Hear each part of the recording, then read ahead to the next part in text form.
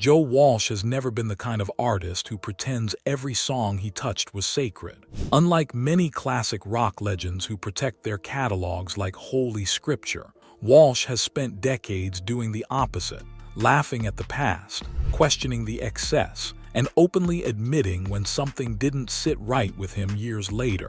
And when you look closely at his time in the Eagles, especially through interviews, jokes, and offhand remarks he's made over the years, a very uncomfortable truth starts to emerge. Not every Eagles track aged well in his mind. Not every moment of polish, perfection, or radio-friendly smoothness felt honest to the man who once proudly described himself as a lunatic with a guitar.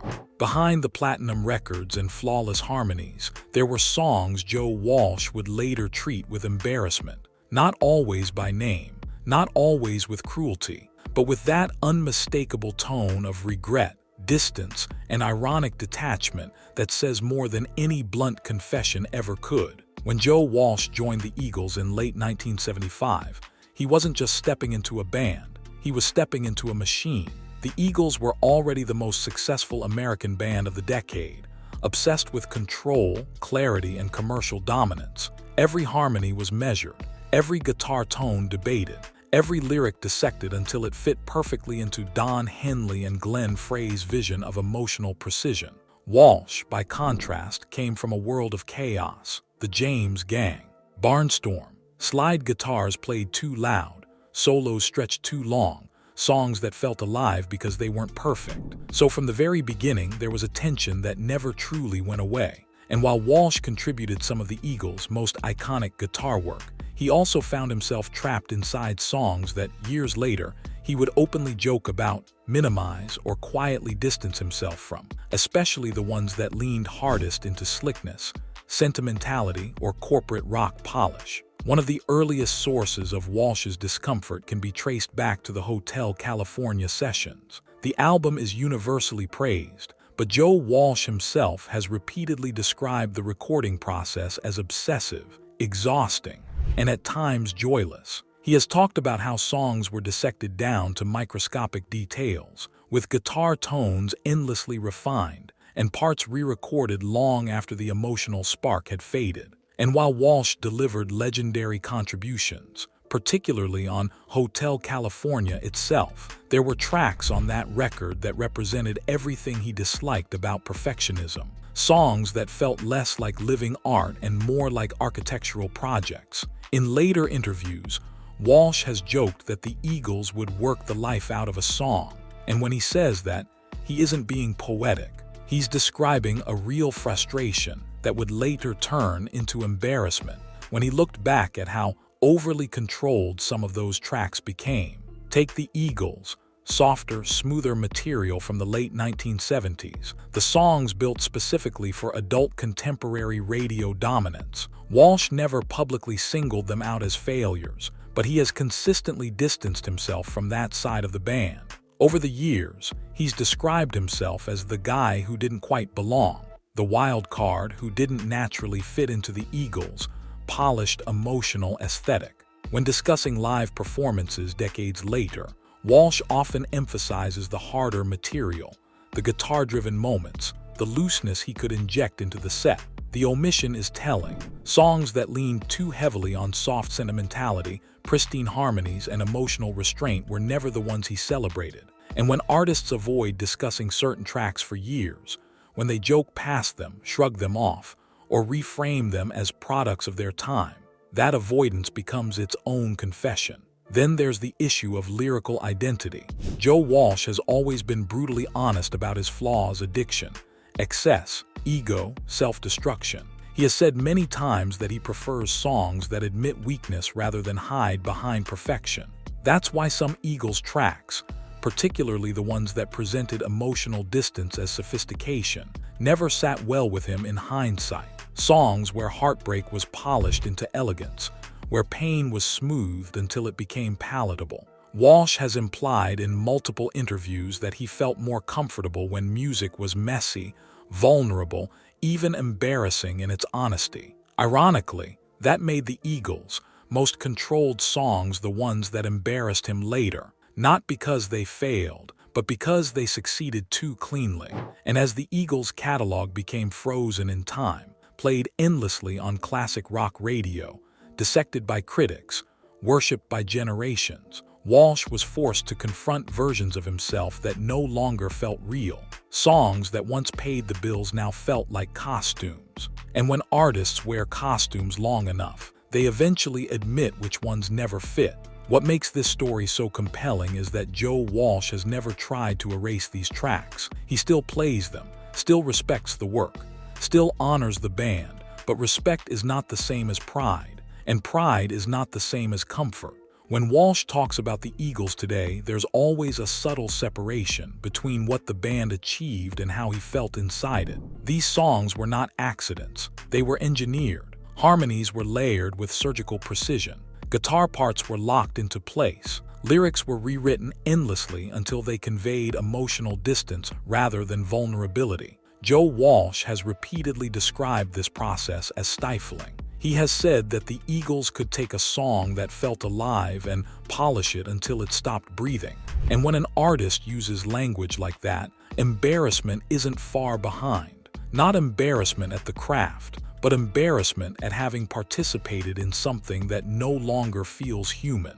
What makes Walsh's perspective so revealing is that he never frames this discomfort as betrayal. He doesn't attack Don Henley or Glenn Frey directly. Instead, he frames it as incompatibility. He has openly admitted that he was the wrong guy in the right band, or the right guy in the wrong moments. That ambiguity matters. It allows us to see which Eagles tracks bothered him most, not because they were bad songs, but because they demanded emotional restraint from someone who thrived on emotional exposure. Songs that required him to be tasteful, contained, and invisible as a personality were the ones that aged worst in his mind. The long-run era is where this tension reached its breaking point. Walsh has described those sessions as exhausting, joyless, and deeply fragmented. The band was no longer writing together organically. Songs were assembled from fragments, often recorded separately, sometimes without the full band present. Walsh later implied that some tracks felt less like collaborations and more like obligations. That's a crucial distinction. When musicians create out of obligation rather than inspiration, the result can still be commercially successful, but personally hollow.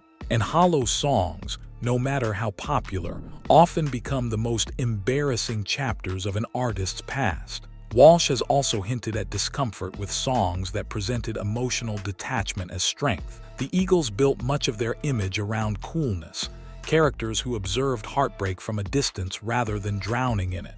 Joe Walsh has always rejected that posture.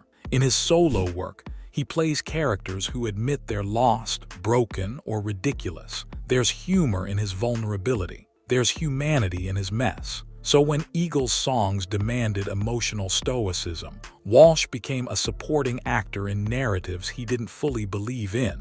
And when artists look back on performances where they felt emotionally dishonest, embarrassment lingers, even if the audience never noticed. Another layer to Walsh's embarrassment lies in how certain Eagles tracks locked the band into an image they couldn't escape.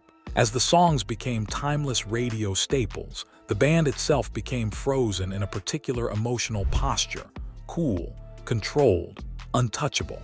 Walsh has joked over the years about being trapped inside the Eagles' legacy, playing the same songs night after night while trying not to become a museum exhibit. Humor again becomes his escape hatch, but behind the jokes is a real tension.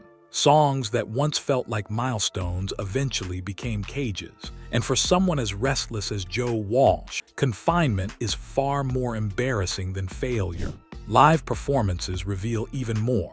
Over decades of touring, Walsh has consistently used improvisation, extended solos, and playful chaos as a way to reclaim ownership over Eagles material. When he stretches a song beyond its original structure, he's not just entertaining the crowd, he's reclaiming space inside music that once felt overly controlled. This is especially telling during performances of smoother Eagles tracks, where Walsh subtly injects grit, distortion, or humor. These moments aren't accidents, they're corrections, small acts of rebellion against songs that once demanded obedience. Walsh has also spoken openly about the Eagles' obsession with perfection, often describing it as a double-edged sword.